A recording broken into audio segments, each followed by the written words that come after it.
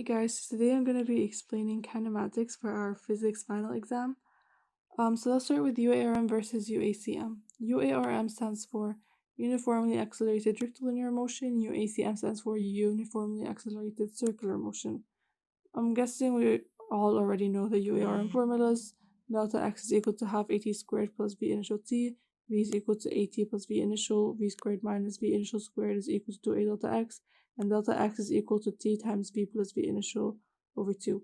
Now to get the UACM equations, you can kind of derive them from the UARM equations. All you need to do is change x into theta, v to omega, and a to alpha.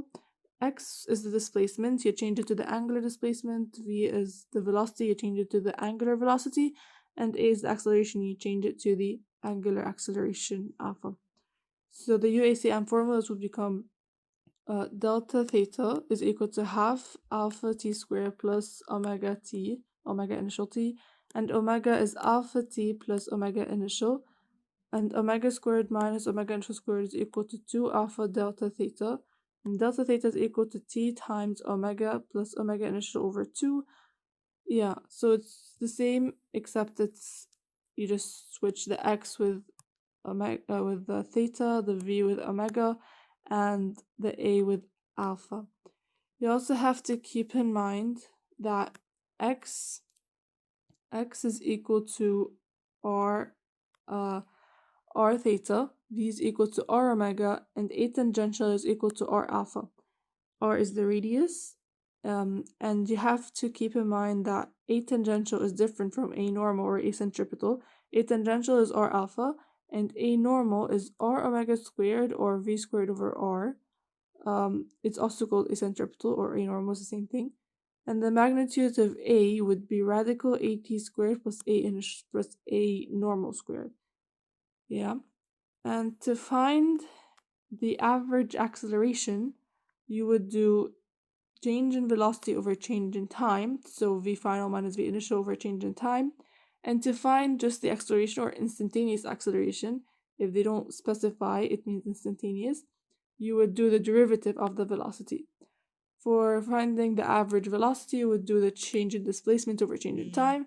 For finding instantaneous velocity, you would derive the displacement.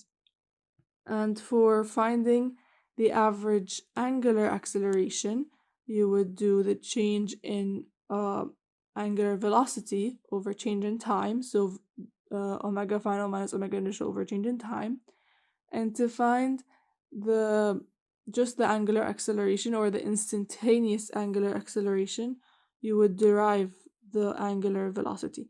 And to find the average angular velocity, you would do change in angular displacement, change in theta over change in time, or to find just the instantaneous angular velocity, you would derive the angular displacement, so d theta over dt.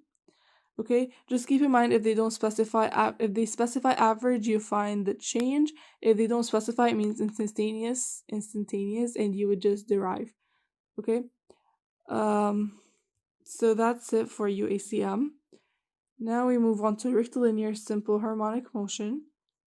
The equation for this motion is x equals a sine omega t plus phi. Now, x is the displacement, a is the amplitude, omega is the angular frequency, and phi is the initial phase angle. Now, L, the length, is 2 times the amplitude, so they would usually give you the length in the question, and to find the amplitude, just divide by 2.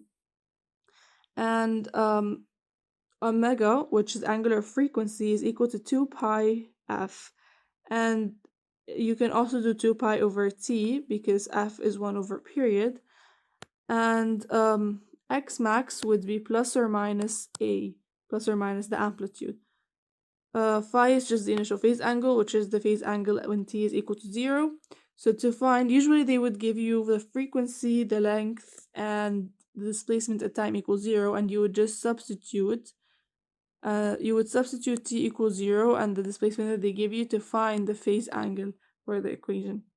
Okay, now if you can find the equation in terms of you can find the equation for the velocity from this equation basically by deriving this equation.